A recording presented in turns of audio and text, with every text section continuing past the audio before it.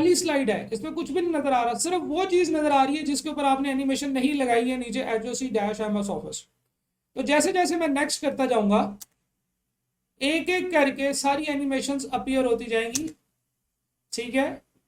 और ऐसे हो सकता है ना कि स्लाइड पे ज्यादा डाटा है, लेकिन आप चाहते हैं कि आहिस्ता आहिस्ता करके डाटा रिवेल हो, ताकि लोग स्लाइड्स को ना देखना शुरू कर दें और आगे की चीजें उनको पता ना चल जाए। स्लाइड के ऊपर सिर्फ उतनी चीजें हो जितनी मैंने बता दी है, और जो चीज मैंने अभी आगे बतानी है वो स्लाइड के ऊपर मौजूद ना हो, ठीक है जी। अच्छा, ये मैंने नेक्स्ट का क्यू दिया तो इसकी एनिमेशन प्ले हुई, ये मैंने नेक्स्ट का क्यू दिया तो इसकी एनिमेशन प्ले हुई, और ये मैंने नेक्स्ट का क्यू दिया तो इसकी एनिमेशन प्ले हुई, ठीक है। मैं ज़रा ज़्यादा ज़ोर से कीबोर्ड का जो बटन है वो प्रेस कर रहा हूँ, ताकि इसकी आवाज़ जो है वो माइक में रिकॉर्ड हो जाए, आपको पता चल जाए कि अब मैं नेक्स्ट का क्यू दे रहा हूँ। अच्छा जी, इस स्लाइड के ऊपर सारी एनिमेशंस चल चुकी हैं। अब मैं जैसे ही नेक्स्ट का क्यू दूंगा तो अगली स्लाइड आएगी, जैसे ही नेक्स्ट का क्यू दूंगा तो अगली स्लाइड आ जाएगी। तो जब एक स्लाइड के ऊपर सारी एनिमेशंस कंप्लीट हो जाती हैं तो फिर अगली स्लाइड आ जाएगी। तो इस तरीके से हम लोग नेक्स्ट बाय नेक्स्ट स्लाइड चलते जाएंगे। किसी भी स्लाइड के ऊपर जो ऑब्जेक्ट जिसको आपने कोई एनिमेशन नहीं लगाई होगी, उस एनिमेशन वो स्लाइड के ऊपर जैसी स्लाइड आएगी वो चीज़ ऑब्जेक्ट स्लाइड के ऊपर नजर आएगी, ठीक है। फिर उसके बाद आप उसके ऊपर एनिमेशन लगा सकते हैं और एक एक करके हर एनिमेशन को इम्पैक्ट कर सकते हैं।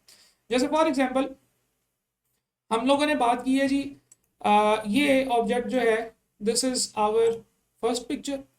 इस पिक्चर की हम लोग बात करते हैं, ये पिक्चर आती है, ठीक है। मैं ये चाहता हूँ कि मैं कुछ इस तरह से करूँ कि इस चीज़ की मेरे पास दो तस्वीरें, लेट सपोज मेरे पास इसकी दो तस्वीरें हैं।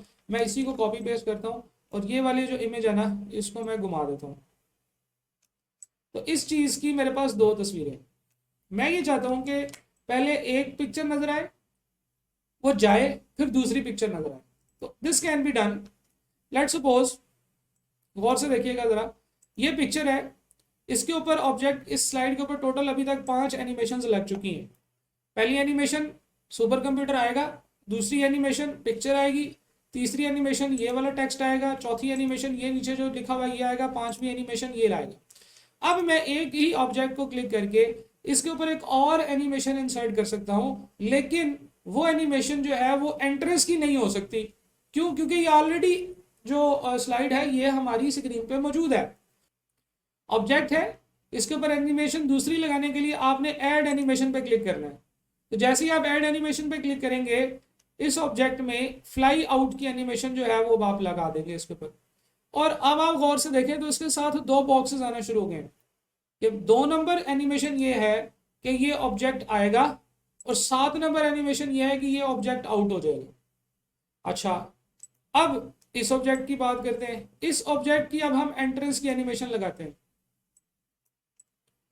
सही है। चलिए मैं ऑब्जेक्ट चेंज ही कर लेता हूं ना, मैं ऐसे करता हूं, ये वाला ऑब्जेक्ट लेकर आता हूं। अब जरा गौर से देखिएगा मैं कर क्या रहा हूं। मैं कर ये रहा हूं, अभी तक जो एनिमेशन है वो हमारी कैसे चल रही है, मैं इसको स्लाइड से जरा बाहर रखता हूं ताकि आपको अभी तक की एनिमेशन की समझ आ जाए।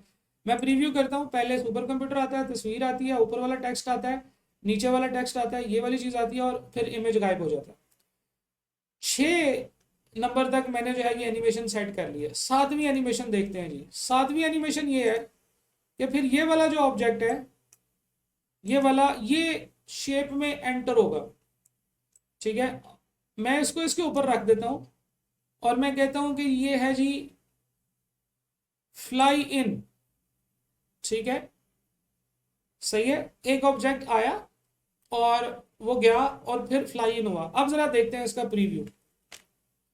F5, नेक्स्ट, खाली स्लाइड, पहला, दूसरा, तीसरा, चौथा, पांचवा, छठा क्या होना चाहिए, ये ऑब्जेक्ट स्क्रीन से आउट हो जाएगा, और 7वां क्या होना चाहिए कि नीचे से एक नया ऑब्जेक्ट ऊपर आ जाएगा।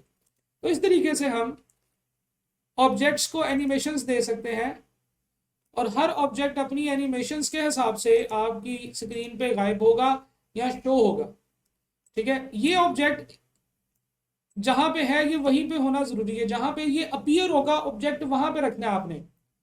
अगेन सुन लें, ये जो ऑब्जेक्ट है, जो सेकंड तस्वीर है हमारी, ये जहां पे अपीयर होगी आपने वहां पे रख के उसके ऊपर एनिमेशन लगानी। तो ऑब्जेक्ट्स के ऊपर एनिमेशंस लगा सकते हैं, एक से ज्यादा एनिमेशंस भी लगा सकते हैं ऑब्जेक्ट्स के ऊपर। लेकिन अगर एक एग्जिट की एनिमेशन है तो एग्जिट की एक ही एनिमेशन होगी, दूसरी एग्जिट की एनिमेशन नहीं लगा सकते। एनिमेशंस जो हैं ये आपकी स्लाइड में डाटा को बेहतर तरीके से प्रेजेंट करने के लिए इस्तेमाल होती हैं, यानी कि जब आप स्लाइड्स को में डाटा डालते हैं, एक एक करके डाटा आता है तो आपके लिए ज़्यादा इंटरेस्टिंग भी होता है, ज़्यादा आई कैचिंग भी होता है, और एक एक करके जब चीज़ें सामने आ रही होती हैं तो यूज़र्स जो हैं वो उसके ऊपर ज़्यादा इंगेज होते हैं। ठीक है जी, तो आई होप कि आपको एनिमेशन की ये चीज़ें समझ आई होंगी, एनिमेशन अप्लाई करना सीखे ऑब्जेक्ट्स के ऊपर। हम लोग एनिमेशन की वीडियो को 2 पार्ट्स में डिवाइड करेंगे। तो पहली चीज़ हम लोगों ने एनिमेशन की सीख ली है, अब आपने इसकी थोड़ी सी प्रैक्टिस करनी है। अगली वीडियो भी फ़ौरन नहीं देखनी, वो टास्क आपका आज का ही है, लेकिन थोड़ी सी आपने एनिमेशन की प्रैक्टिस कर लेनी है, उसके बाद आपने एनिमेशन की अगली वीडियो देखनी है, क्योंकि उसमें थोड़ी सी एडवांस चीज़ें मैं आपको एनिमेशन के हवाले से बताऊंगा। Thank you for joining.